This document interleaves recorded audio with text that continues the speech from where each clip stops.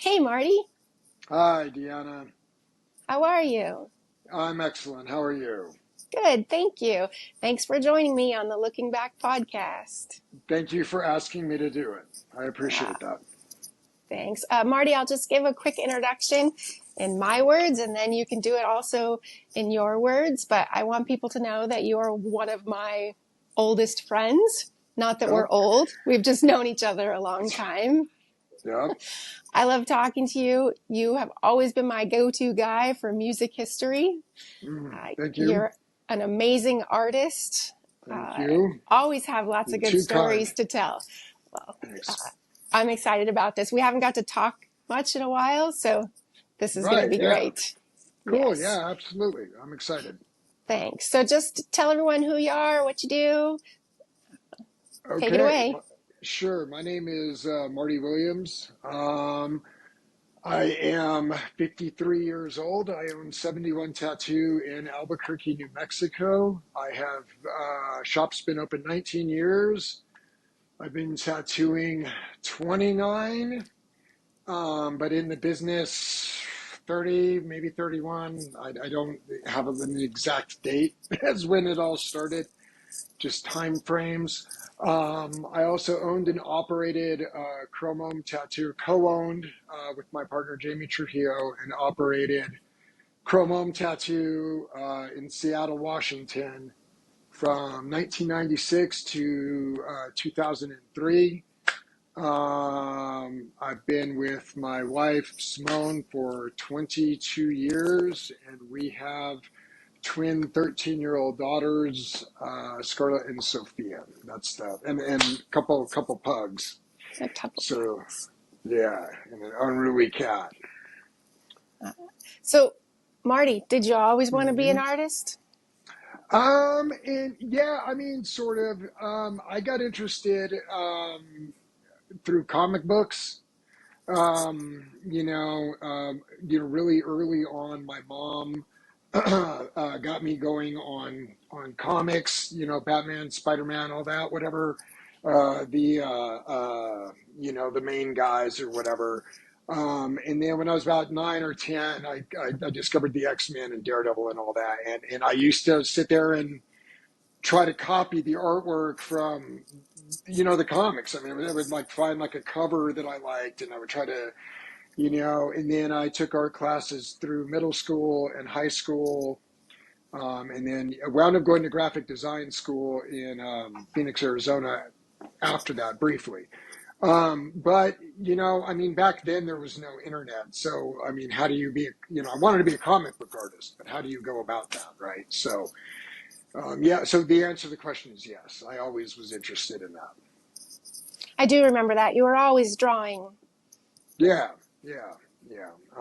I just didn't really know what to do with it and where to go with it, and like back then, the idea of like me like tattooing didn't really, you know, there was already uh, other kind of tattoo artists. I mean, guys that were working out of their house back then, that seemed to be much better. I mean, it's like you sort of have to learn how to draw tattoos. Do you know what I mean? Sure, Like like sure.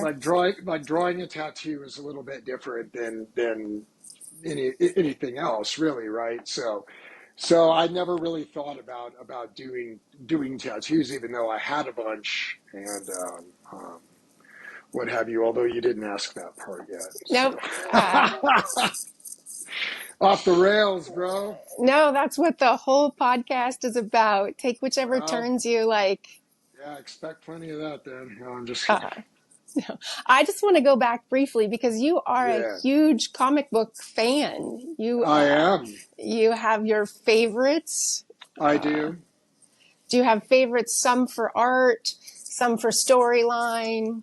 Uh, so here's the way I look at it. Like I have characters that I've always liked, like Daredevil, Batman, Wolverine, Hellboy is one of my favorites. It's not Marvel or DC, um, but I think that as far as like the storylines and the artists go, like those two things have to sync up and that's what creates like, memorable storylines. You know what I mean? Like for example, Captain America can be super duper cool when done right. You know what I mean? Like I'm not a fan of like him in like space and stuff like that. I would prefer him doing like, espionage, like terrorism type shit, because he's like a government agent basically, right?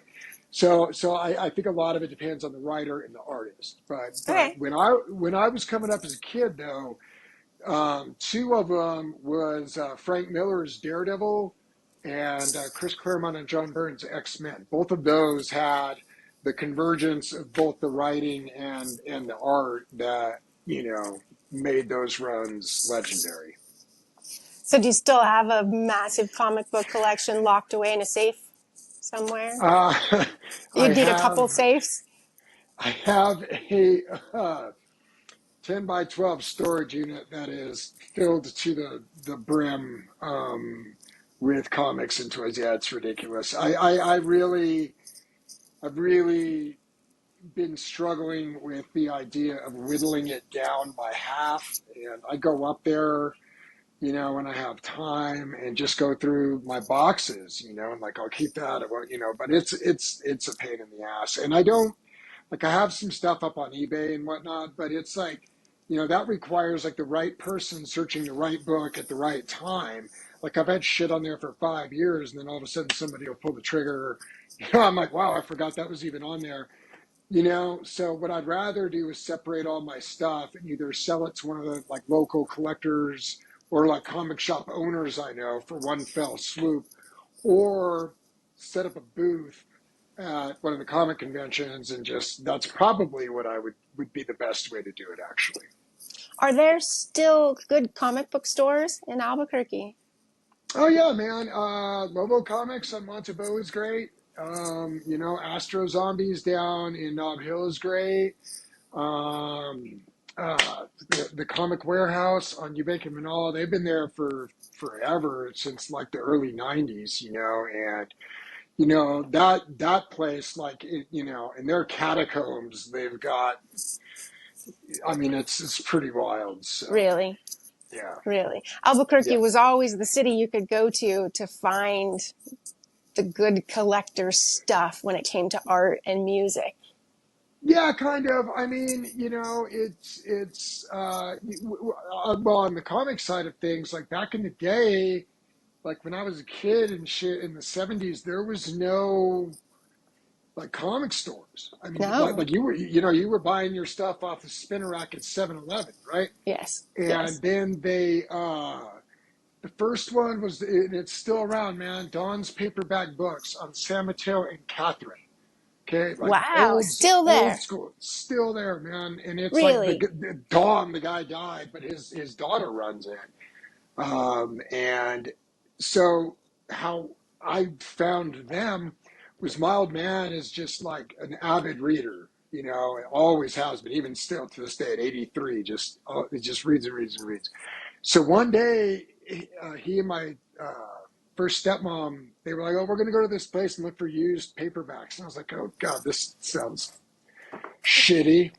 And we go in there, and there's like a wall of new comics and a display case with, back issues. And I mean, my jaw just hit the floor because they were the only ones in Albuquerque back then that, so needless to say, that was one of those moments where I thought like, oh, this is going to be a drag. And it turned out to be super cool. So One of I those, mean, what's that? just one of those things that your parents take you to that you're like, oh my God, I can't believe this. And then it changes your whole life.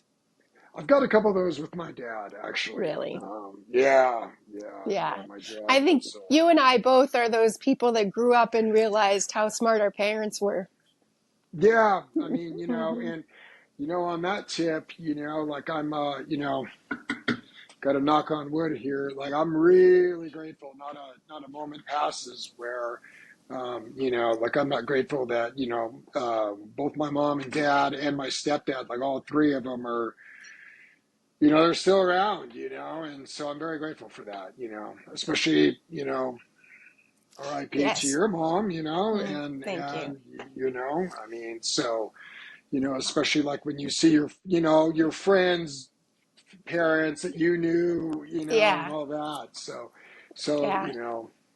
I anyways, just, yeah, no, I would agree with that. And, it's weird. It's like, so my mom just turned 80 on Monday, this last wow. Monday. And, um, when I was younger, like all my grandparents, they all died by the time we were 72. So it seemed like anybody in their like late 60s or early 70s was Was, old when I was a yeah. kid, like fucking ancient or whatever. Yeah. But now, it's like, so yeah, 78 does seem pretty young. So, Hmm. And your parents are in fairly good health? yeah, I mean, my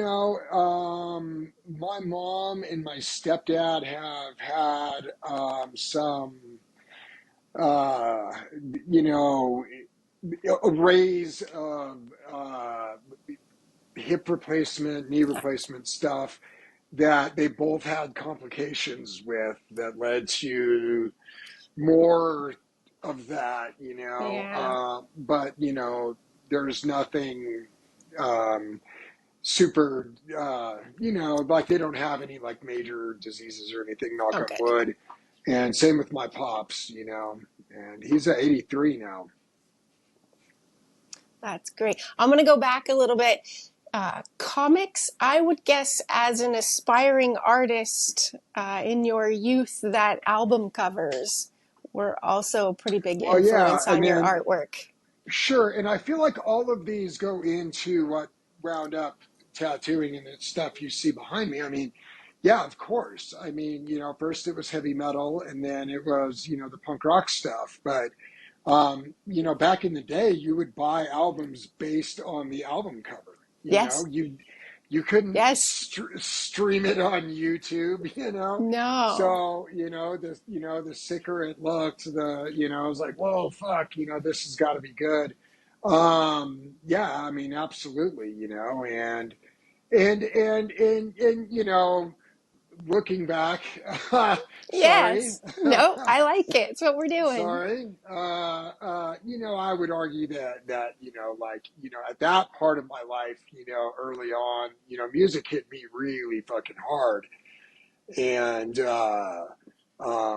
you know, it's, I don't know. I don't know. I don't want to get all like weird and deep. No, it gave me like a belonging or whatever. But in a way it did, you know what I mean? Because, it wasn't like it was, I mean, it wasn't like it was back in the day. I mean, if you long hair and black T-shirt, or you rode a skateboard and had a mohawk or whatever the fuck it was, somebody was fucking with you in some way or another, man. And Yeah. and If and it that's wasn't to if say, it wasn't a friend, it was a cop. So right, or a yeah. carload of cholos or a carload of jocks or whatever, man. Yes.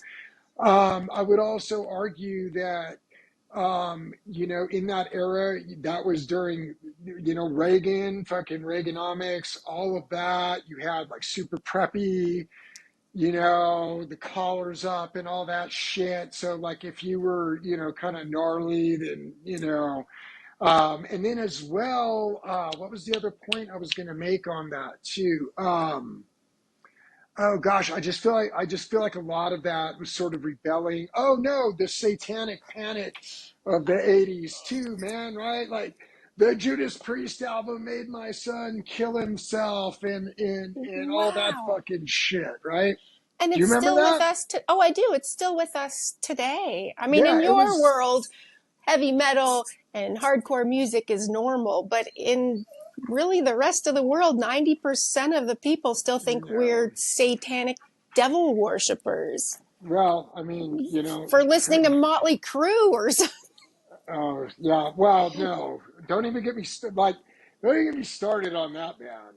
Okay, we'll I save will that for say later. that on. Hold on, no, I'll say this on your podcast right now. There is not a band that I fucking hate more. Then I mean, Motley they just, Crue. oh god, they suck so bad. One of my biggest like social media badges of honor was I got blocked by Frank Ferrana, aka Nikki Six, because I just would fucking talk shit to him. It's like, bro, come on. You have one and a half good albums, and I'm being kind. Like, you guys are known for DUI murders, misogyny, fucking heroin overdoses, um, horrible, horrible music, Do you Anyway. do you like the one and a half good albums? Yeah, Too Fast for Love is a good, the first one is a Mm. good sort of tribute to the New York Dolls, or, like, it's like a New York Dolls fucking tribute album, really, Oh, that's So it's great. kind of like a heavy, punky New York Dolls, right? And then half of Shout at the Devil. But I mean, Exactly. how long did it take Nikki Sixx to write Shout at the Devil? I mean, it's like the fucking dumbest song of all time, right? Like, done, done, shout, done, done, shout. Yeah, I it mean, wasn't very complicated. no, they fucking No. suck, man. And I And would say that, that the Motley Crue songs that I yeah, like, but you're right, it's one and a half good albums. Where's the rest? yeah, exactly. Yeah. You know. And, well, And we'll now, see. hold Well, on. yeah, Now, okay. on the Okay. Motley Crue tip, like now they go and they play these stadiums, and they're playing the fucking backing tracks, right? Like the song Oh. will be playing, and Nikki Sixx is going like this as you hear the fucking bass. So they're not even playing. And Vince Neil, woo! I know you've seen some of those memes. Like I mean, bro, hang it up, dog. Like he can't sing. He's overweight. He doesn't give a fuck. Like, why are you bothering? You know what I mean? It's just, it's bad. You know? Yeah, I hate to say that, but at some point you should not be on stage anymore. You should Well, not be in okay. the public eye. Conversely, Angus Young just turned 70, and AC/DC will still go out there and he'll still fucking, do all the shit that he always fucking did. Rolling Stones, Mick Jagger's 80, and I mean, he's still out there dancing his ass off. So So, it's like, uh, I mean, I'm trying to hold off here because I know that you give the Rolling Stones a lot of credit, but there is no one that bothers me more than Mick Jagger. Maybe Axl Rose. Those are my two that, like, I can't even listen to Guns N' Roses. I don't like it. But on another note, I just can't, I don't dislike the Rolling Stones, and I appreciate their role in history, yeah. but I am not a Mick Jagger fan. That's fair. I mean, that's what makes, music, fun or whatever, is it's subjective. But, I would argue he's one of the great, Why? top 10 frontmen of all time. And as far as like their place goes, there's not another rock band. They had a 5 album run. I think it was like, oh God, 60, what was it, like 67 to 73 or something? That is pretty much unmatched. I mean, it was, so, why? Because, he's energetic, great lyrics, good voice. You got to love the hands on the hips. And you know what I mean? Like, he just Yeah, brought it, man. And he still fucking brings it. Axl Rose, that, I just like Guns can't do it. and again, like, okay, Guns N' Roses, like one album. Like, I would argue that Appetite for Destruction, that one good album, is one of the greatest like American hard rock albums of all time. That one album. But after that, No. it's fucking, like, come on now. You know Yeah. what's a fun exercise if you want to torture yourself? Put on Guns N' Roses Chinese Democracy, like the weird electronic album that it took him fucking 19 years to make, and then make a playlist of that in Metallica's Lulu, which is Okay. that horrible thing that they did with Lou Reed. Okay. Oh God, those are the two worst rock albums of all time. Put those on a playlist and see if you can handle it for an hour. And No. it's like, if you can, you win a prize. I'm notorious for leaving places because they're playing Guns N' Roses. I just can't take it. It's the whining voice that makes me crazy.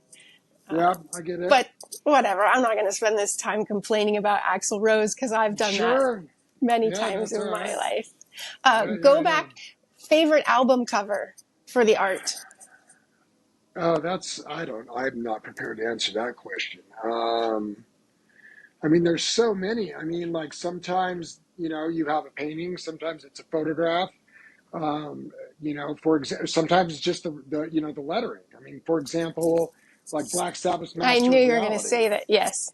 Yes. or like an accidental album cover, like Black Sabbath Sabotage. Like, why the fuck is Bill Ward wearing red tights?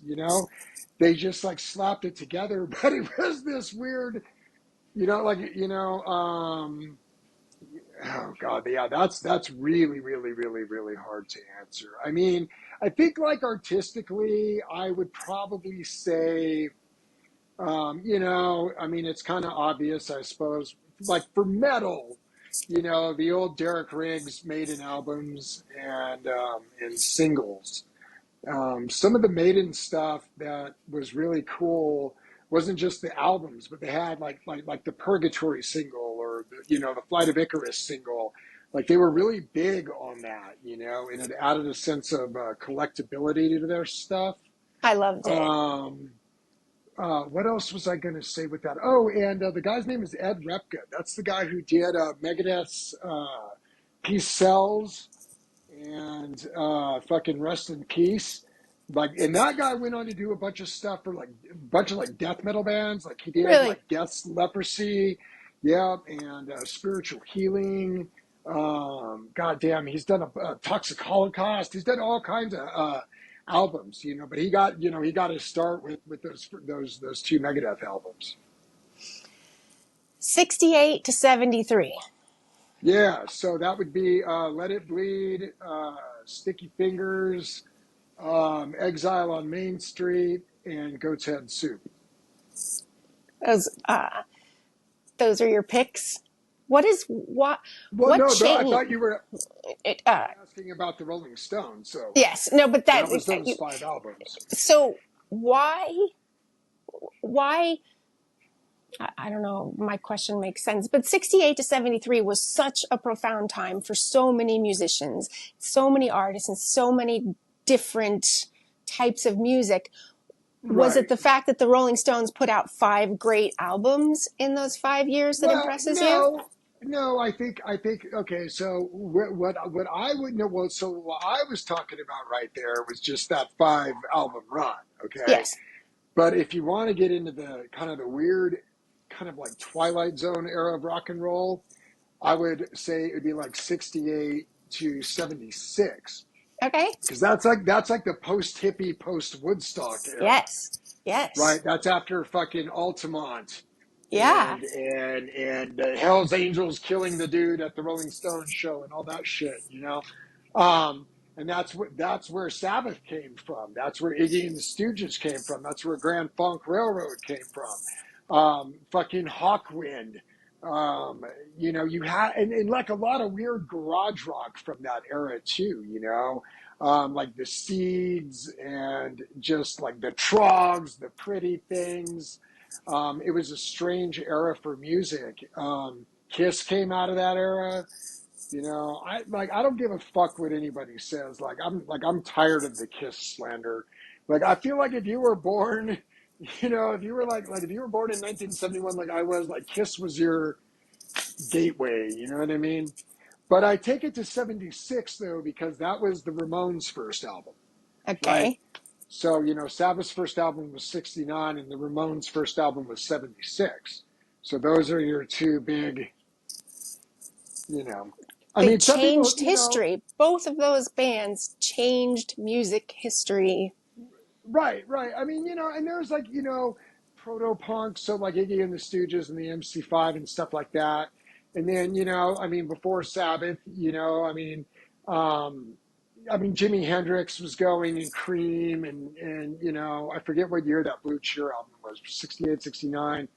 But Sabbath was different. I mean, they were just dark, and Led Zeppelin was around, but whatever, fuck them. And So it was just different. Yeah. So, I mean, for me, and this is just, my opinion, but yeah, I mean, the big two are Sabbath and the Ramones, and everything comes after that, right? I mean, like if the Stooges in the MC5 kind of sort of invented, what became punk rock, then the Ramones codified it. Does that make Oh, sense? I see. Okay.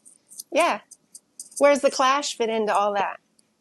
Well, it's funny. I was arguing with somebody not arguing, but I was having a Yes. discussion on that the other day on social media. But I love the Clash, and I think that they're super important band and stuff. But like Joe Strummer and those guys, they'll tell you that they saw the Ramones, New Year's Eve of '76, I believe it was. That's that album I'm Alive, the Ramones live album.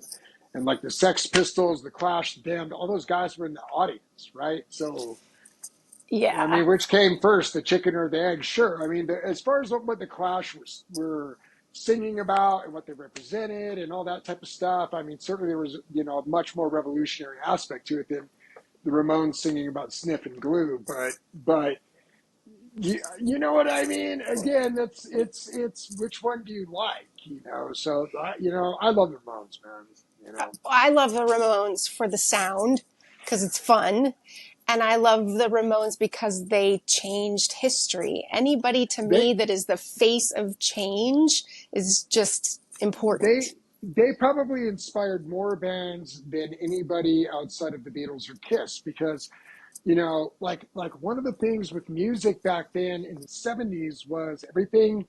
Like that was like the era of like crazy prog rock and all this fucking shit. And it was like you'd go like these big arena rock shows.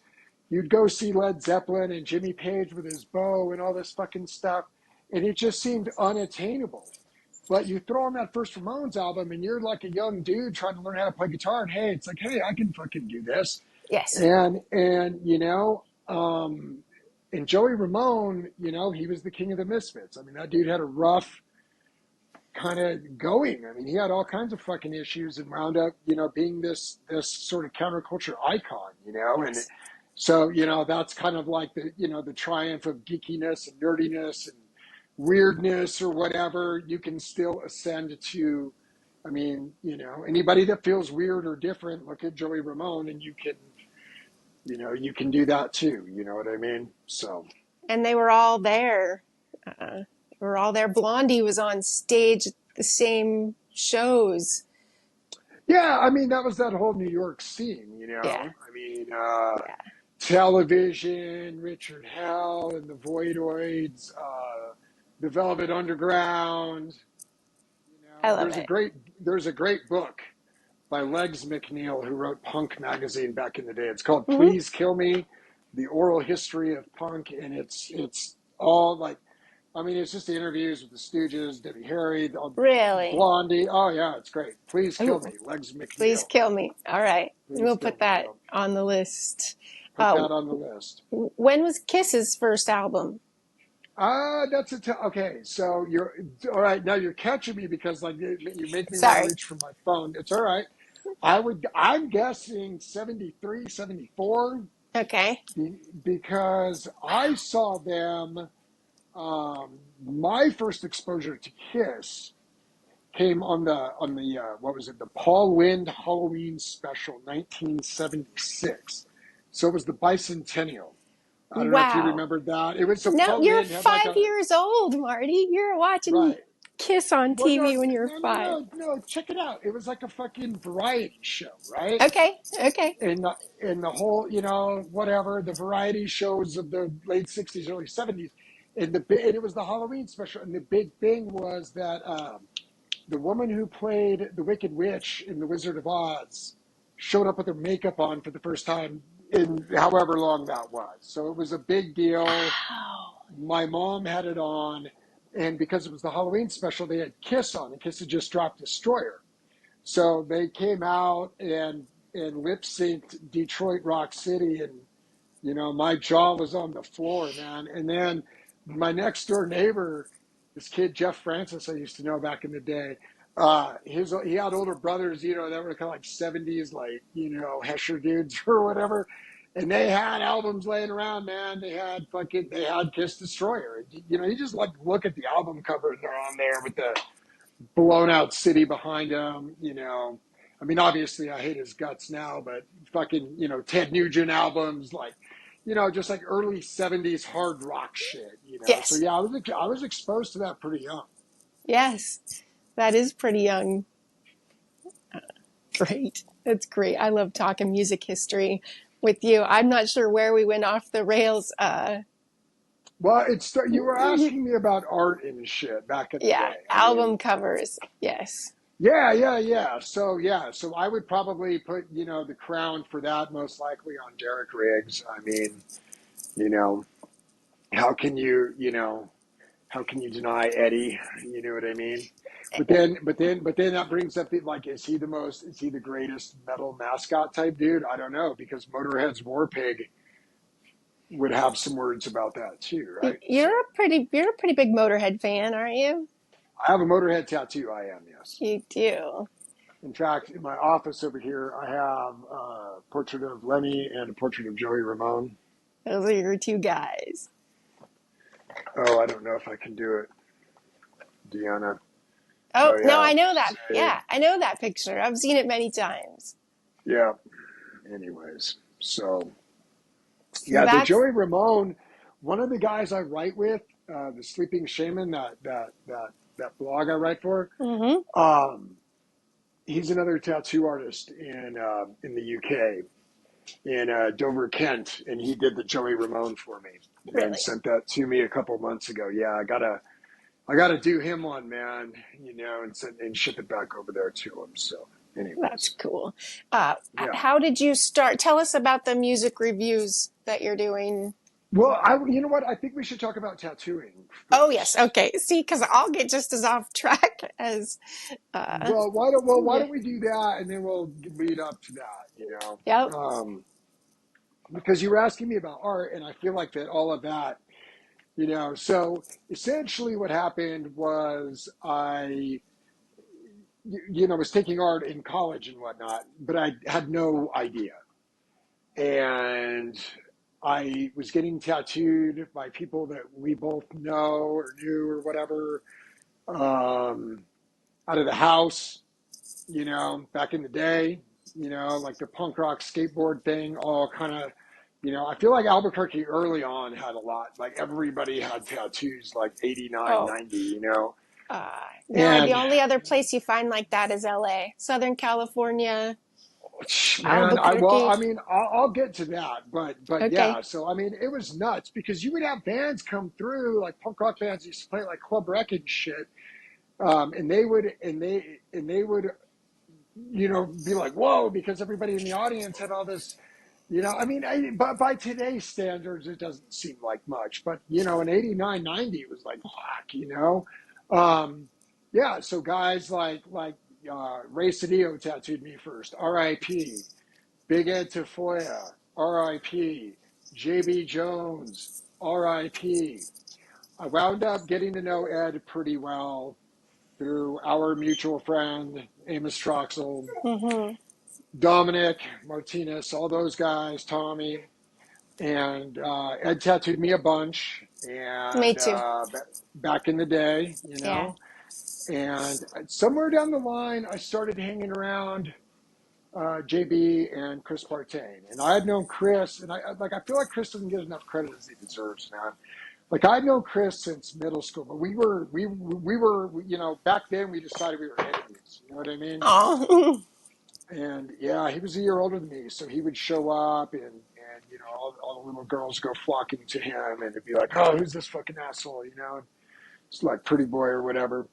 But Chris and I wound up becoming like really good friends later on down the road, yeah.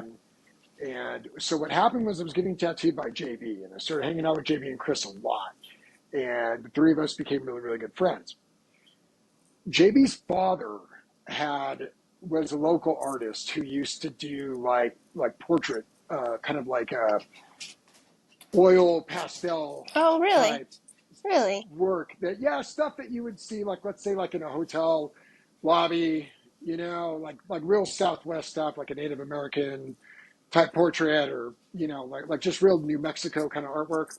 Okay. But it was all like portrait stuff, right?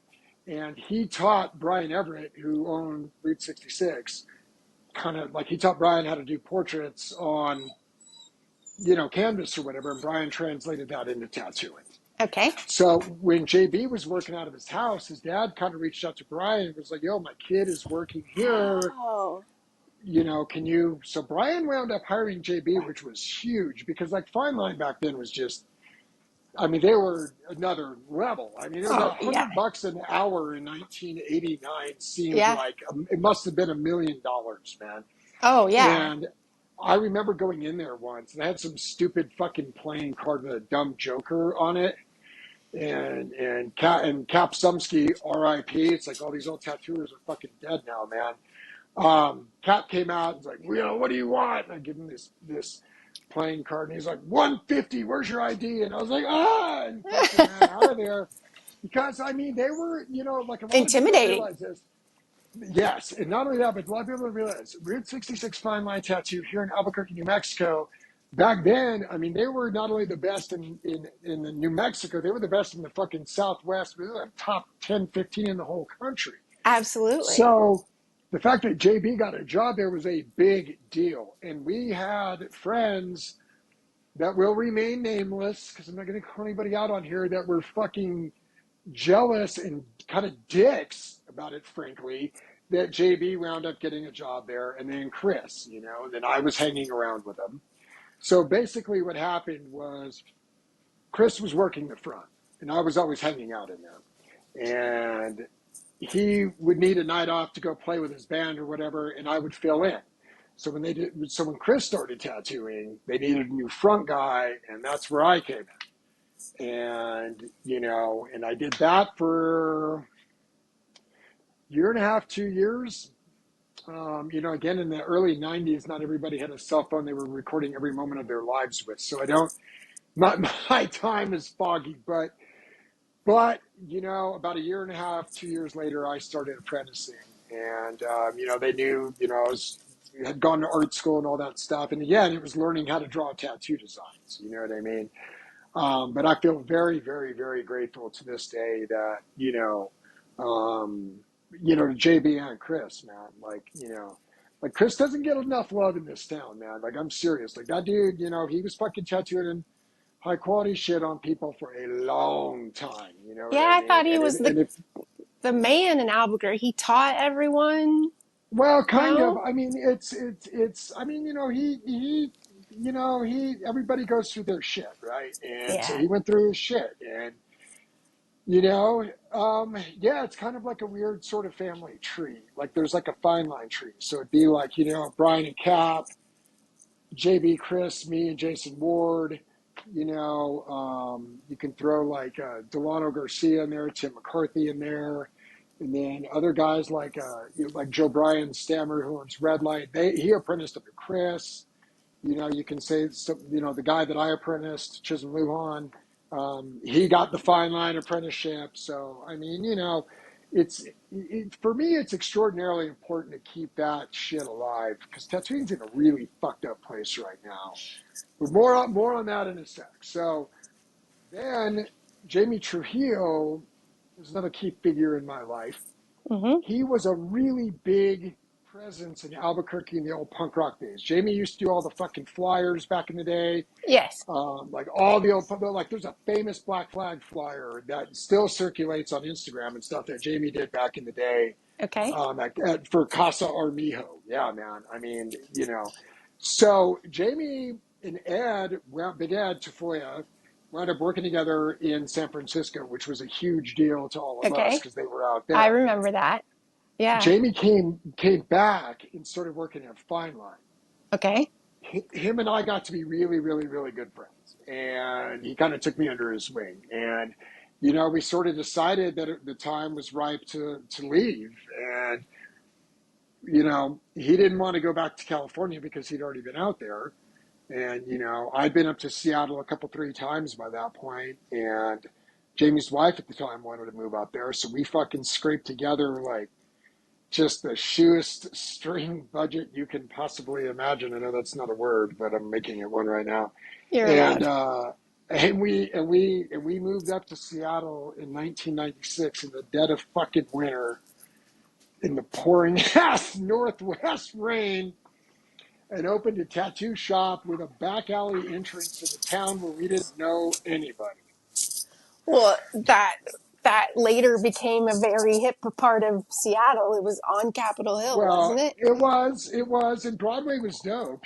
We just didn't. I mean, that was the place to be. It's like Yeah, for people that don't know, Broadway in Seattle is like, Haight Street in San Francisco, or absolutely. Melrose in LA, or Yeah, fucking Central here or whatever. And we didn't have enough money to have a storefront, so we had to open up in this back fucking alley. We had the whole top floor. You were there, Deanna. You yeah, remember? yeah, And you had to go around the back alley and yeah. up the fucking stairs.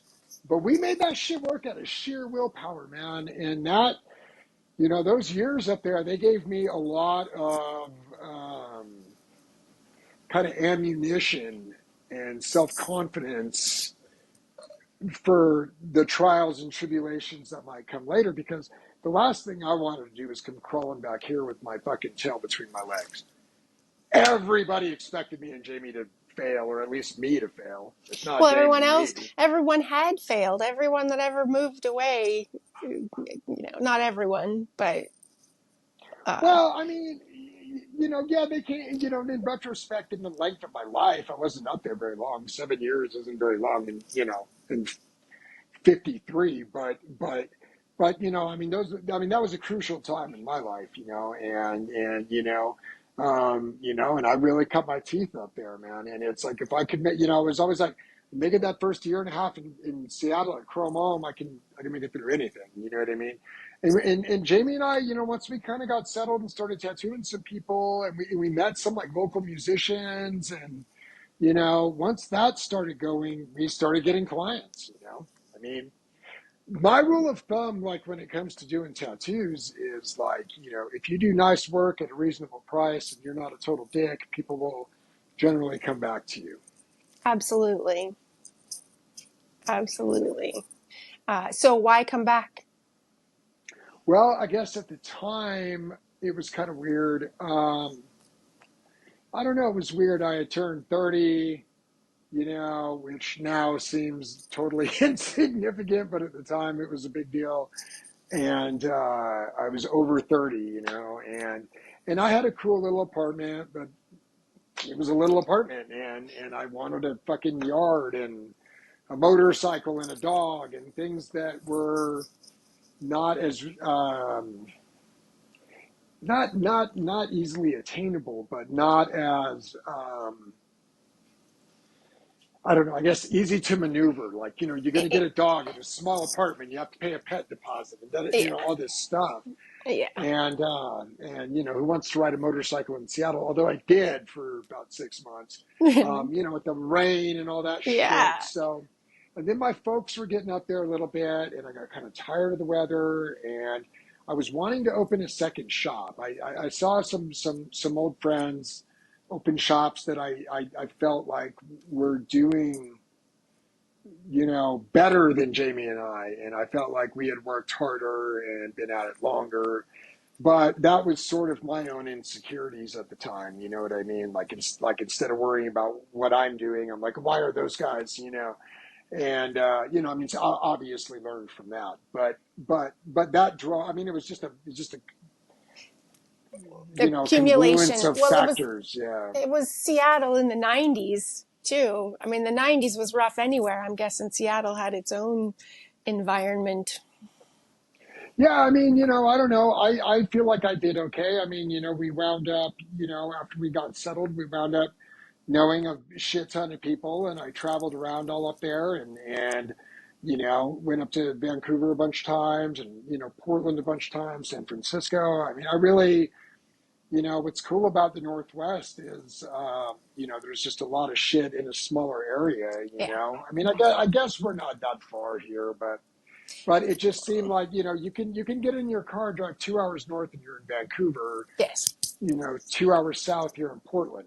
So even though both of those cities are, very similar to Seattle, you're still able to kind of get out and Yeah. about, and I don't know. I don't You can know. see the other cities, that you're not as isolated. Yeah, I mean, in Albuquerque, it's like 6 hours in any direction, I mean, At so, least. at least. So, so yeah, I really liked my time up there but I was kind of ready to come home, I was like, I fucking hated Albuquerque growing up here, but I don't know. Let me rephrase that. I didn't hate it. I wanted to see something else.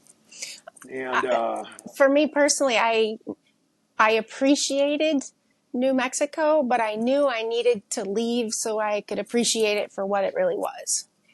right, and I mean, growing up here, I certainly didn't appreciate it, but now it's like there's nowhere else like it. I mean, you can, I mean, I could leave the shop right here, drive an hour and a half, and be in the fucking Jemez Mountains. It's Yes. like, Yes. and that is to say nothing about all the culture. When you're a kid, you take all that for granted, all the native culture and the Spanish culture, but when you get older, it's like, wow, all that is really, really cool. We're on this ancient land. And I also feel like growing up in a place like this, is really neat because you're exposed to all these different kinds of people and all these different kinds of Yes. cultures. Yes. Yes. I go other places and I'm like, well, this is a little bit beige. It's Yeah, not as yeah, yeah, interesting. yeah. Mm, Right. Well, and you've been yeah. all over the fucking place, Deanna. So, you Uh, know, but props to there, you for all your traveling. thanks. Goddamn, man. Thanks. It was my mission to see every city in Europe that I could. Yeah, well, And apparently you did pretty good. So, we did, we did good at staying to the interesting ones. I wasn't right, all that interested in the big fancy stuff in the middle, but I wanted to see Prague and right, Budapest and the ones that were, well, Budapest. I like the ones that are a little dirty, a little grimy, right. still old and untouched, historic, Yeah, but nowhere do you get the cultural diversity that you get in New Mexico. Maybe again, Southern California. yeah, probably SoCal. Yeah, I Mm-hmm. mean, and I would agree with that. I was out there a couple times, before, things got, a little crazy with the tattoo world, and everything else. But yeah, I was out there a couple times, about over a 9 month period. I was out there twice, San Diego twice, in LA, and it is. I feel like it's similar. I feel like I do. it's kind of similar. I do. You just have it's way fucking bigger, and you have the water instead of the mountains, and people aren't as insane. Well, if you think about it, even in People the like, 80s, was everyone was skating. It's like we didn't have the surfing that LA had, so you guys all just took up skating. yeah, but I mean, but all of the whole entire skate culture came from Southern California, It man. I did. mean, I mean, Stacy It Peralta, did. Tony Alva, all those guys, man. Just like, Z Boys, Dogtown, all that stuff. Those dudes were the original. yeah. Tony Hawk's from Carlsbad, California. So that's Yep. just north of San Diego. Yeah, I feel like a lot of the SoCal kind of skate, kind of punk rock shit. Really seeped into the late '80s and early '90s vibe here, it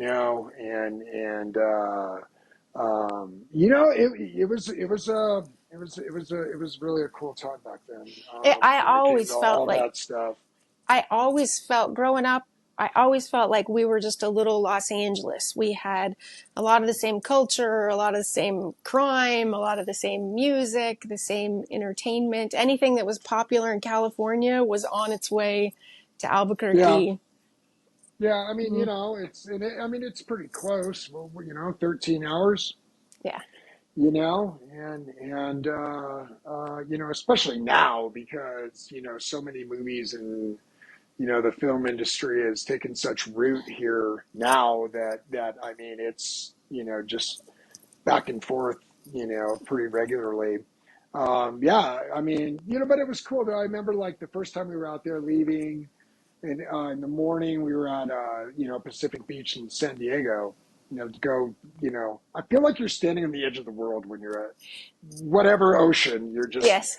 like Yes. you're on the Especially the edge. Pacific. Especially the Yeah, Pacific. you're just like on the edge of the world. And then, we left and we're flying back in, my family and I, and then you see the Sandias, and it's like, well, those, I mean, those are pretty awesome too. I Yeah. mean, Yeah. you know, like I Yeah, I wouldn't want do. to live somewhere without mountains or No. water. I don't know. I have to Uh, live by one or the other, I guess.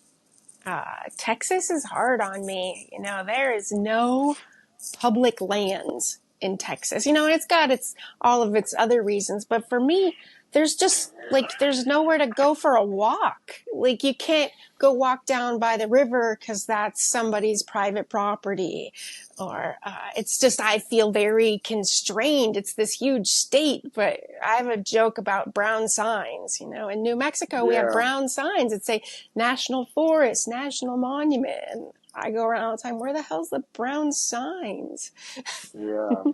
Yeah. Yeah, you know what? Like, I mean, I would have a hard time out there. I mean, for me, it's, there's, like for me, I would say like with Texas, a lot of good bands came from there, and there's a lot of good tattoo artists there, but that, It's not your scene. It's working. I mean, unless you're in Austin, every other city is just about working, corporate, oil and gas, well, and it's just just big stuff. huge. I mean, It's fucking huge, Houston is huge. Dallas is huge, huge. And it's like, huge. I'm not into the no public land. I will give them credit. They got money. If a cop shows up at your house in Texas, 8 more cops come with him. I'm like, wow. In New Mexico and California, the cops don't even show up. So they Unless, got unless, money. unless, hold on, unless you're in Uvalde, Texas, and it's an elementary school. There you So go. I Yeah. would argue that because No, actually, you're totally right. all those fuckers had all kinds of guns and all kinds of shit. And what did they do? They hid behind the Nothing. corner while Yeah. that dude mowed down a bunch of little fucking Yeah. kids. So no, wrong. I disagree with that. And here, I Different feel like environment. right, right. Here, I feel like the problem now, and I talk about this a lot, is like the Albuquerque police are not the Albuquerque police that I grew up with. I mean, like it didn't take much for them to maybe just a little excessive force here and there for minimal shit, man. Yeah. And like now there's motherfucking homeless junkie dudes doing like hardcore ass narcotics.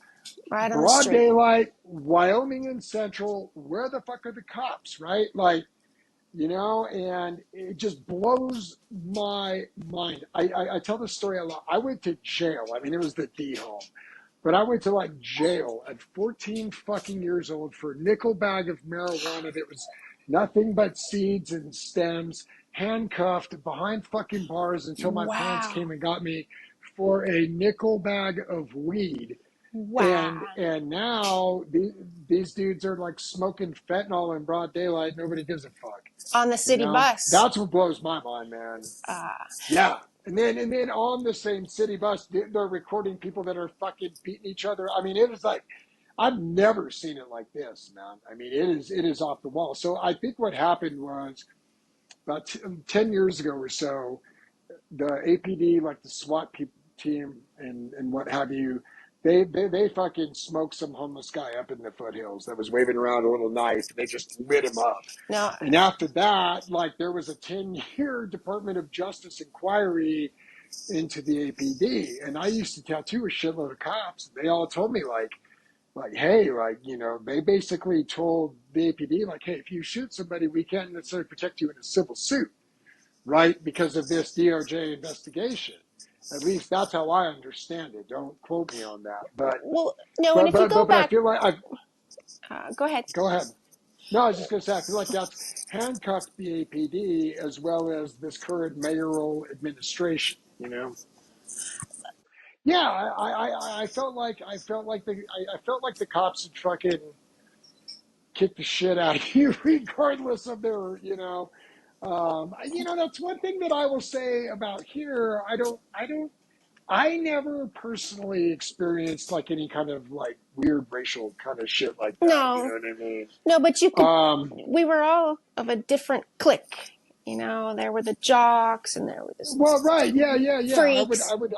Yeah, I would totally agree with that. And you know, the irony with that now is like, you know, all the football player dudes have long hair and tattoos, right? Like, it's like, oh, what are you fucking kidding me? But yeah, I mean, that's how it all shook out. Yeah, things were just a lot different back then. I agree. And you know, even like, you know, again, you know, with the music stuff, like, you know, if you were a heavy metal dude and you went to like a punk rock concert, you're probably going to get your ass kicked, and fucking vice versa.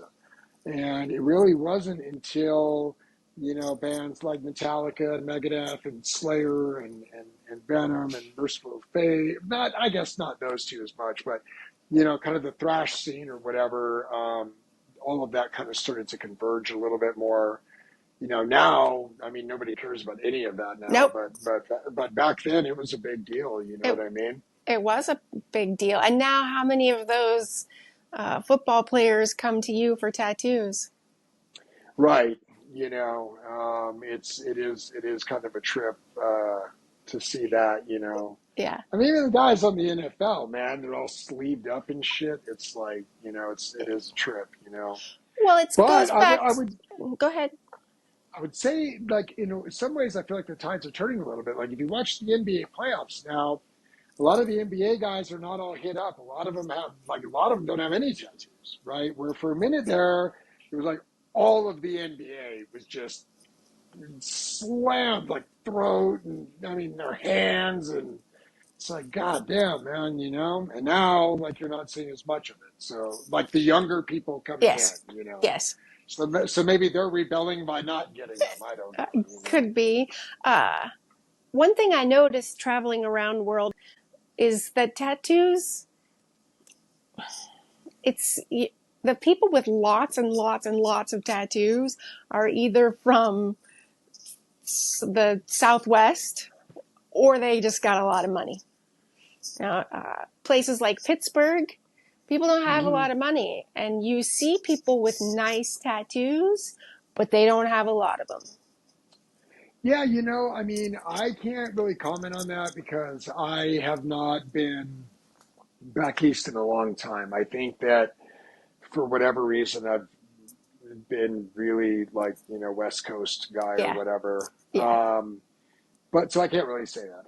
I do think that, you know, I do think that here at Albuquerque it's different. I just it's think it's just different here. I mean, it. even being in LA and San Diego, I mean, yeah, I saw people that had a lot of tattoos, but not like here. You know No, what I mean? Like, you go to fucking Walgreens and the guy behind the counter's got his neck and his face all done. You're like, God damn, man, you know, like, I mean, I don't know what it is about the hometown.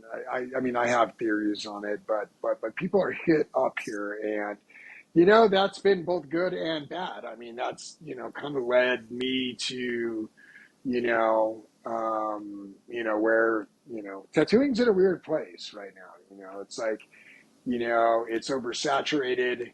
There's way too many fucking people doing this. It's way too easy to access information and equipment.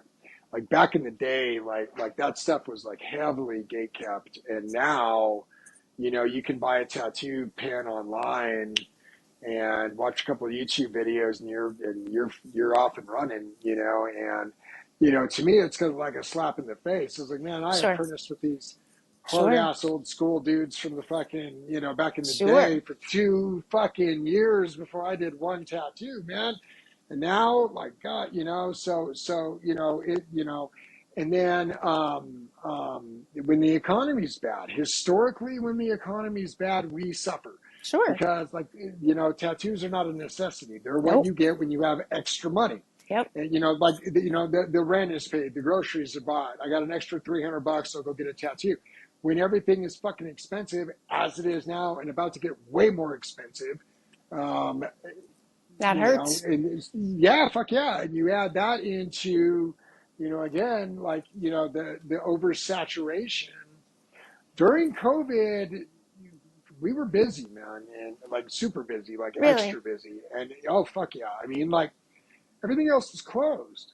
Like you couldn't go to the bar, you couldn't go to the Okay. restaurant, you couldn't Okay. go to the movies, but you could get a tattoo. And people had their, stimulus money or whatever the fuck. So people were getting tattooed almost as a form of entertainment. I So, remember yeah. all the whole shop being real busy one day and thinking like this is not going to last. And it was like somebody slowly turning off a faucet. And all these fucking clown ass dudes online were like, yeah, my books are closed. Oh, I'm so busy I can't even be bothered to make an appointment. I'm like, really, motherfucker? And Yeah. now all those dudes that were doing that, they ain't saying that now. No. Now No. everybody's like, oh, I got plenty of time. It's like, yeah, bro, like, it's been challenging on that end, but when it comes to that, I mean, this is all I've done as an adult. you know 30 years of my life I've been in a tattoo shop, and I mean, I'm a fucking lifer. I mean, this, so you know I'm grateful for the clients I do have, and I'm grateful for my reputation, the shop's reputation, and all that stuff. um Well, you're not just tattooing either. You're running a business. There's more to businesses, really. So tell us well about that. Tell us about the new shop. well I own the property that the shop is in. My old space, my landlord just raised my rent and raised my rent and raised my. I mean, there was a couple of years there where I had like 6 dudes working for me. Like you know, but not. I've never been about profit necessarily. It's always been about doing nice tattoos and the artwork and everything. But you know. Realistically, I could have been making, pretty good money back then, but my rent and my bills were so fucking high at that old location. Really? Back to my old friend Joe Bryan Stammer, owns Red Light Tattoo here. He and I worked together at Star Tattoo here in Albuquerque. It was Chris Partain's old shop, Jason Ward's shop, when I first got back from Seattle. And him and I got to be really, really good friends. He's a really, really good dude. He has always owned his property that his shop is on. And he had bought property like, out on the west side where his shop was originally located. And he built it up to spec and had tenants and shit. And I was always like, God damn, dude, like that's the fucking way to do it. And 2015, I signed another lease with my old landlord. And I was like, this is the last one I'm signing with this asshole. And I started looking and looking. And I found my building day after Christmas of 2016. And had to borrow and beg and beg and borrow. And I mean, but somehow I pulled it all off. And, we remodeled the entire property. I've got 3 tenants. So they, helped me out with the mortgage. Again, I'm not trying to profit off of my tenants or the people, my artists that work here. But But it pays the it bills. takes money to make things operate. Yeah. Yeah. So the way I try to run my business, whether it's the shop or the fucking me as a landlord, is like the things that I hated as a tenant, I try not to do to my tenants. You know what I mean? That's The things that great. I hated working as an artist in a tattoo shop, I try not to do to my guys. Like I'm not going to make them sit here till 11 o'clock at fucking night. Like Just waiting for someone to come in. yeah, or just whatever. I mean, I could go on. I mean, we could do a whole podcast on that, man. I mean, so it is the old like do unto others. Good The, for the, the you. irony with that though is that there are times for whatever reason, whether it is my voice or my personality or whatever it may be, where I rub people the wrong way. I'm loud. I say what's on my mind. And sometimes people don't like that, you know what I mean? And so, that's, also sort of part of all this too, is, trying to navigate, that aspect of it, because Yeah. yeah, it's like I try to be a cool boss, but then it's like, oh shit, Marty's loud, like, okay, fuck you, like Yeah. so anyways. Well, you can't please um everyone all the time, and you're growing every day. You're maturing. no, right, and that's the whole thing, man. I mean, I feel like you know at this point, at 50 years old, the father of twin 13, I have twin 13-year-old daughters, as and all that. It's like, you just try to evolve and be a better person than you were Yes. the day before. Yes. I don't, I try not to be stagnant in any aspect of my life, whether that's artistically. I try to be a good dad to my daughters. I try to, learn from, I mean, if you're not learning from your mistakes, what is the fucking point? You know what I Good for mean? you. Like, Good for you. I think I don't know, man. Maybe I don't know. It's just I don't know. I don't know. Maybe I'm just fucking really like wired right brain style. It's that creative mindset, and I feel like the older I get, the less time I have, so the more shit I need to fucking crank out. Whether I'm like every single night after work, I'm either drawing, painting, or writing a review. Like, I mean, that's not true. I'm not trying to make it sound crazier than it is, but I would say, 4 to 5 nights a week, post the tattoo shop, post my day winding down, my kids going to bed, whatever. That I'm trying to facilitate the More. creativity. Good for Yeah, you. Good for you. That's great. That's love it. great. Painting or painting? Yeah, I've been painting for years. I mean, I painted Really? all this, most of it behind us. Ah, okay. Here, here's a sneak peek.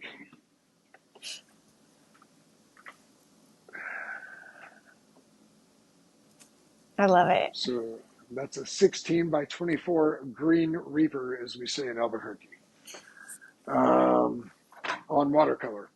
So yeah, I did a lot of the artwork all throughout the shop. So that's not just colored, it's you painting. You're painting a lot of that. Yes, yes. I Hmm. mean, it's all mixed media. I mean, some of the stuff behind me here is, some of it is watercolor, some of it is pencil, some of it is Prisma markers. Yeah, I try to switch it up, man. I try not to do the same thing every single Okay. time. Okay. It took a while to learn how to paint, to do watercolors though. It's a tough medium, man. Really? Oh fuck yeah! I mean, it is absolutely unforgiving, and it's you know not for the faint of heart. It took a while for me to learn how to watercolor without Okay. getting like super frustrated, making a Okay. mess. I used to, like, in the early days when I was tattooing, I would do a lot of stuff in colored pencil, Mm-hmm. like Prisma colored pencil. Mm-hmm. A lot of the tattoo flash from the '90s was done with Prismas, and then kind of like the late '90s, early 2000s, everybody started doing watercolor, like the old school guys like Sailor Jerry used to do. Okay. A lot of that old flash, or like the Ed Hardy, it was all watercolored.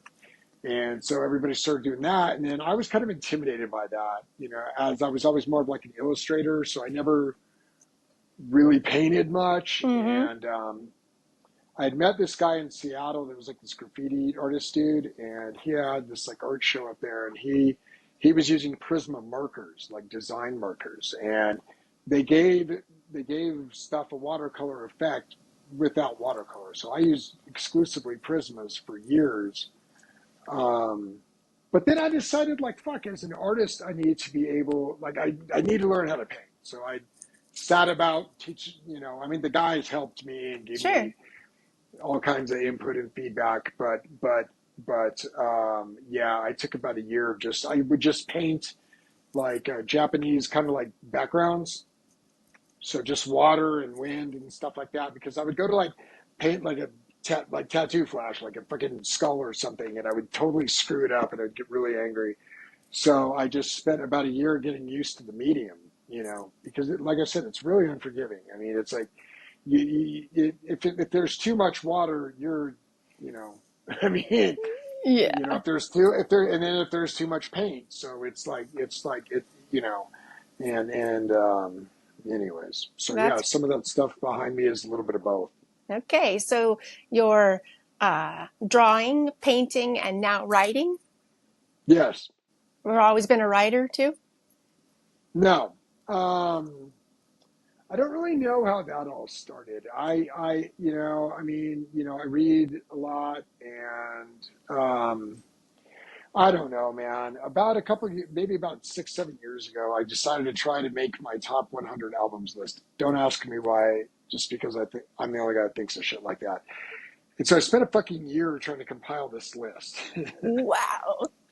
And when I thought I had it done, I counted down backwards on Facebook, and I would write like a review, like a review of the album, what Okay.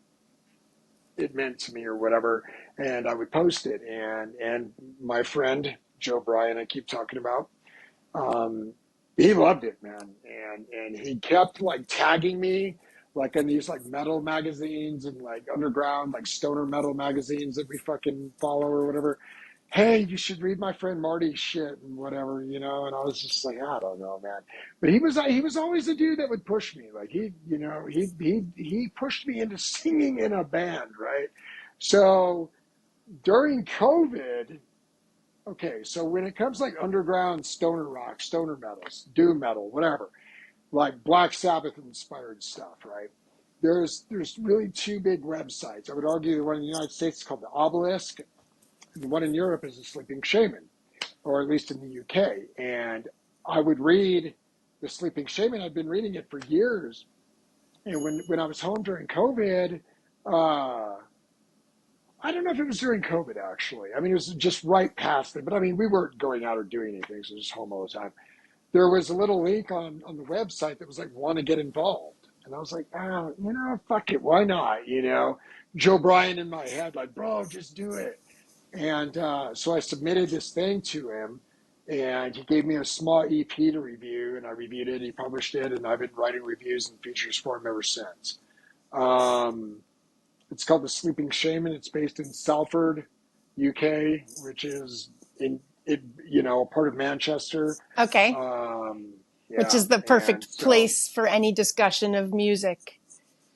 yeah, and the guy who runs it, he's super cool and was, roughly my age. I'm a few years older, but he was part of like the big time kind of like, UK tape trading scene and but like a big part of all that for like those guys was like, like I feel like, with Sabbath and Priest and Maiden, the United Kingdom, Motorhead was always like seen as, big heavy metal hotbed. But then that switched, during the thrash era. Because like the thrash bands in the UK are, No, that's like an I mean, American thing. obviously, yeah, Yeah. Metallica and Slayer and Yeah. Testament and Megadeth wipe their Yeah. asses with all that.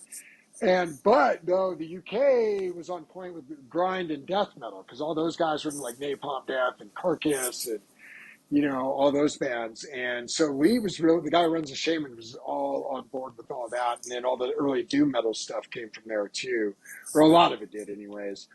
Um, so yeah, he's really rooted into all of that.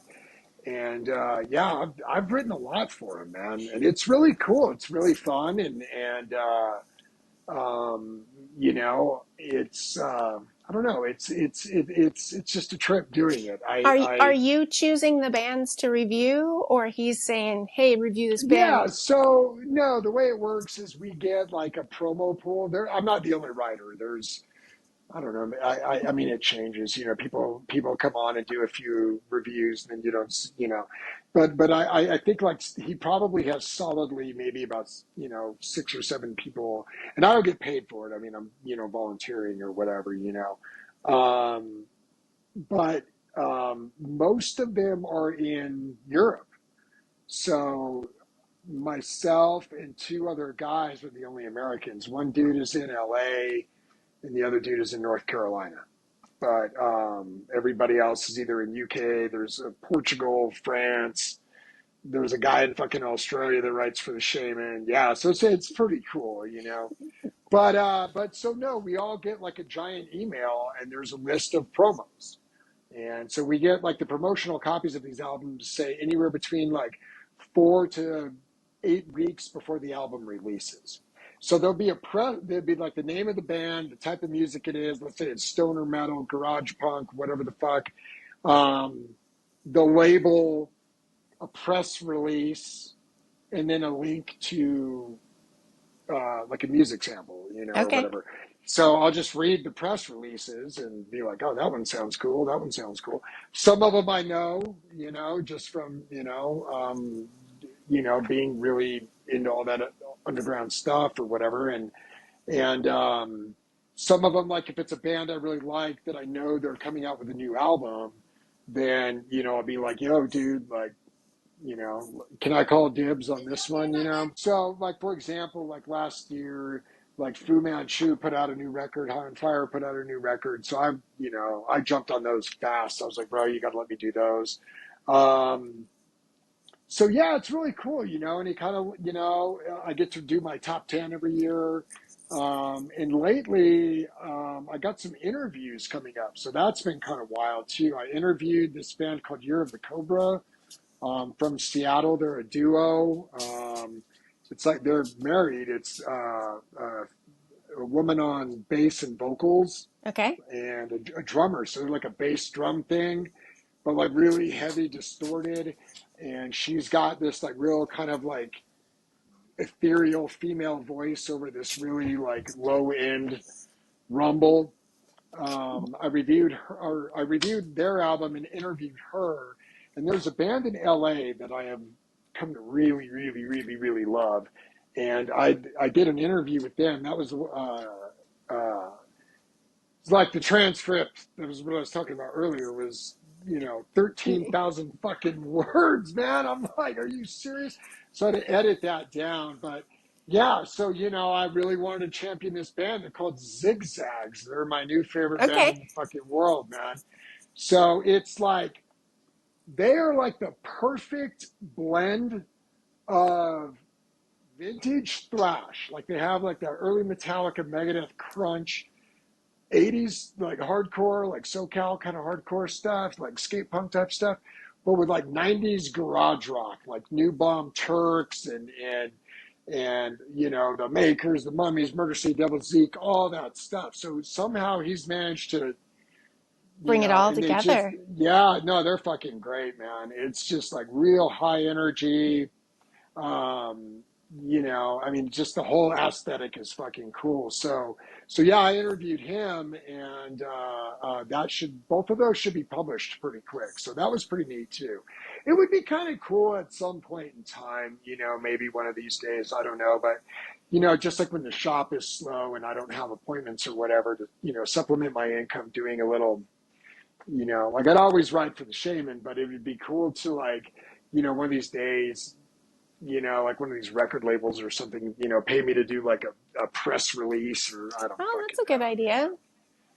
Yeah, because like, when the shop got real slow, like, post election and all that, it's like, you know, you start to fucking trip a little bit, man. Yeah. You know what I mean? I mean, this is how I've fed my family for 30 years, and then all of a sudden, you slow way down. It's like, holy shit. So yeah, that would be, something to think about, because what am I going to do? I mean, I'm a tattoo lifer. I'm not going to go work at the bank. So, um, but anyway, so I've yeah, read your writing though. I've read several of the reviews, and while most of them are over my head because I don't know enough about the music, your writing is right. very good. Your writing is really, really good. It's obviously another one of your talents. Well, thank you. I appreciate that. I am weird with compliments because I think that all my shit sucks. Yeah. Yeah. Man. Yeah. So, and like with any, I would argue with any sort of creative endeavor, you're influenced and inspired by somebody else, and they're influenced and inspired by somebody else, blah, blah, blah, blah, blah. So like my tattoo work and the custom work that I like to, draw, style I like or whatever. I mean, I always like do what my clients want. That's the main thing. But, if I'm going to sit down and draw a design, That's influenced by other tattooers that I like, even like, the writing. I mean, there's a couple of guys one dude, that guy from the obelisk, like I said, his name's JJ Kosin, I believe is how you pronounce it. He's like a one man dude who runs this website, and it's like the amount of shit that he puts on there. It's like, fuck, man, how do you do that by yourself? And then like the guy who runs the Shaman, like I said, I mean, he's been doing all that since the tape trading days. And there's a guy that writes for this magazine Decibel. His name's Jay Bennett. He's got because I try to make it a little bit. I try to throw like a little anecdote in there in some way. I feel like if you get the first paragraph done, everything else is easy. What is the intro? What are you gonna say? You know what I mean? And there are times when it's like if I'm drawing or painting or whatever, sometimes I start getting frustrated, and it's like, I used to like force myself. Now I'll fucking get up and leave. It's like, nope. And same with writing. Like some days I'll sit down, I'll have a review that's coming up. It's like, I should have done it 4 days ago, but I didn't. I mean, because all that stuff is like the priority is my kids Sure. and the wife and Sure. Sloan and my daughters, and then the Sure. shop and the building, and then The family, the so parents. all that comes before the sleeping shaman stuff. But there are times when I'll want, I'll be like, well, I should write that, but I'm just tired or burned out that night, or I start writing it and I just get like 2 sentences in, and it's just not coming, so um but as we can see, I can talk, so usually I can put that on paper. So I always wanted to write a book. I wanted to write a book and just tell the stories through my friends. Like each chapter would be a different friend, and then it would kind of tell a little bit about them and a little bit about our experiences, but I could just right. never write it. And one day I was like, you know what? Podcasting is the new books. I'm going to let you guys tell your stories. Yeah, that's a neat idea. Yeah. Yeah. Because I always wanted to write a book, and I wasn't a good enough writer to really get it out. Come on now. You just Yeah. got to do it, Well, man. You now I'll just got to use these do it. like AI show notes. They'll Yeah, give there you me go. like an outline to work with. Yeah, there you go. Yeah, Yeah. sure. I mean, you know, I I think it's just breaking it down. I would like to do one too, but it would be about all my years of doing this and tattooing and still all the people. I mean, like I've met a lot of people over 3 decades of tattooing, and just when you think you've seen it all, heard it all, somebody comes in with some shit and you're just like, whoa. So I mean, it's a trip. It's never a dull moment over I here. would love that. I would love you to tell some of those And that's stories on my show. well, and that's part of the thing with this is like the interaction with the artist and the client. I Yeah. mean, and that's what makes it a trip. Because you're doing something permanent on them, and it's not my job to bestow my artistic vision on them. It's my job to do what they want to do to the Sure. best of my abilities. You know what I mean? Sure. Um, and that gets muddy. People don't, they want to hear what they want to hear, and Yeah. people want some crazy shit this big outlined in white. I'm like, no fucking way. Like why? So I could take your money and this looks like garbage a week later. Like I'm not going to do that. And this is one of the few jobs where I think like you got like your integrity sort of self-produced. You know what I mean? Like like I feel like you have to have that. You can't just slap anything on anybody for money. I mean, I personally, all of my tattoos are designs of yours or designs of JB's, or I just come in and I say, what are you good at? You know, but I would guess that not everyone is like that. They want a butterfly, no, or they want a bird, or they want a name. I yeah. just want you to decorate me. Well, but I don't. I have a hard time responding to that because at the end of the day, like what I like as a tattoo is not always going to be the same thing as what the clients like, and People will ask me that, and it's like, I'm sitting in an entire tattoo shop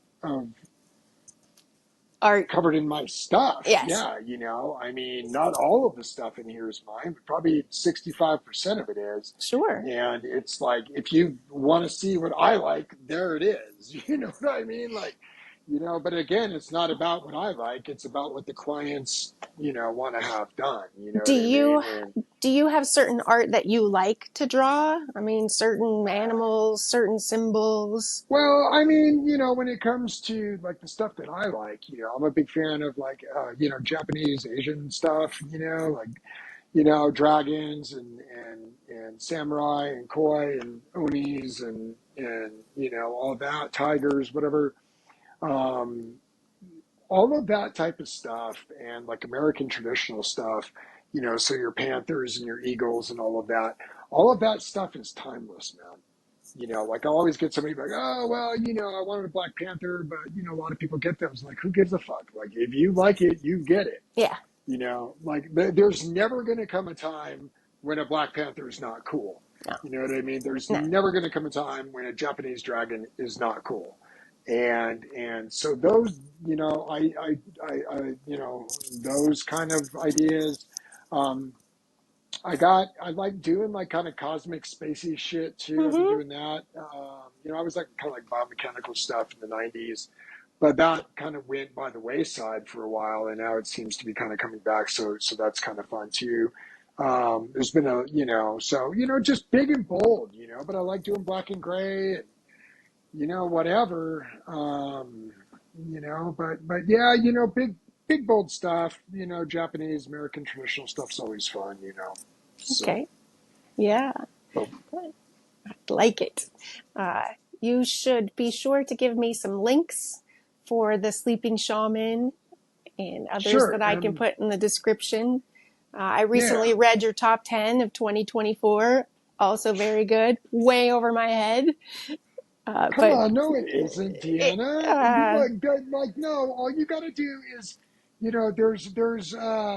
songs are on there, so yeah, just listen to them. You like, Fu yeah, Manchu. You come on, yeah. It's Your always, husband knows some of those oh, yes. bands, Well, man. that's part of the thing is I'm so surrounded by people who love music. I often don't have to do my own research. I'm just constantly being played wonderful Yeah, music. Yeah, it's yeah. okay. Any of those are cool though, and that's one of the cool things about shit these days is you can just like you click on YouTube there, you There can it hear some is. new shit. Or Yeah, like if you have Spotify or whatever, they'll suggest you something similar. So, that's but funny. I'm still working on the old stuff. well, yeah, me too. Yeah. I have about 15 of these old iPods. You do. I remember that's you. That's like the new album. Just how many albums can you get on an old iPod? It's about 39,000 songs here. So Damn. these are custom. Damn. And so the old hard drive is taken out, and this is a 512 gig No shit. SSD drive. Yeah, so it holds way more music. So yeah, it's pretty rad. I got a bunch of That's them. great. That's great. I love Yep. it. Thanks for talking to me, Marty. I love it. Yes. Start, Thanks, Deanna. Thanks for asking me. It was a lot of fun. yeah, start thinking about some of those fun stories. I have another friend in Albuquerque who's a taxi cab driver. So, Oh uh, shit. God yeah. damn, dude. uh, I'm like, I'm giving you a warning. You need to start compiling those stories. Yeah, totally. Yeah, Yeah, that's I'm sure he's got some brutal ones, so well, probably. awesome. Well, thank you very much. And yeah, that was Thanks. fun. So it was good Yes. seeing you, and yeah, thank you. Good luck to you. 71 Tattoo, 71 Sleeping Tattoo. Shaman. Those are the two things we wanted to point out. Yeah, it's well 71tattoo.com, and or you can find us on Instagram or Facebook, at 71 Tattoo ABQ. And then all my music stuff is on sleepingshaman.com. Excellent. Well, Cool? I look forward to talking to you again. Take care, Marty. Absolutely. Thank you, Deanna. Take care Thank now. you, sir. Thanks. All Bye right. bye. Bye bye.